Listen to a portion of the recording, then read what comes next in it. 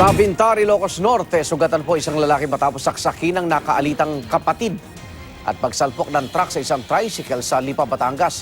Nahuli kam. Narito unang balita sa probinsya. Sa Lipa City, Batangas, dead on the spot ang isang tricycle driver habang sugatan ang dalawa niyang anak matapos salpukin ang sinasakyan tricycle ng isang truck. Sa CCTV footage na ito, makikita ang tricycle habang binabagtas ang kahabaan ng highway. Pero ilang saglit pa, biglang maaalog ang kamera at mawawala ang tricycle.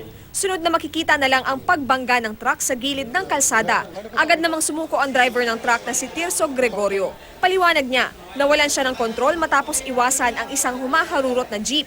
Nakakulong ngayon ang tsuper sa Lipa City Police Station. Sa ospital ang bagsak ng lalaking ito matapos pagsasaksakin ng sariling kapatid sa Bintar, Ilocos Norte. Base sa paunang investigasyon, nakikipag-inuman ang suspect na si Jackson Reyes sa kanyang kapitbahay nang dumating ang kapatid na si Jeffrey. Nauwi sa pagtatalo ang dalawa kaya't sinaksak ni Jackson ang kanyang kapatid. Saksak sa dibdib at binti ang tinamo ng biktima. Sumuko naman ang suspect at kasalukuyang hawak ng mga pulis. Nawasak ang bisikletang ito habang ang may-ari na si Michael Argarin halos hindi na makagalaw sa sakit ng katawan matapos masalpok ng motorsiklo sa Bula, Camarines Sur.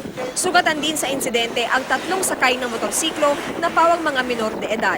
Kwento ng isang saksi sa insidente, paggewang-gewang ang takbo ng motorsiklo sa kahabaan ng highway. Nang bigla itong humarurot, nabangga nito sa likuran ang kasabay na bisikleta. Sinaklolohan naman ng mga rescuer ang 4 na sugatan at dinala sa ospital. Para sa unang balita, Victoria Tulad, reporting.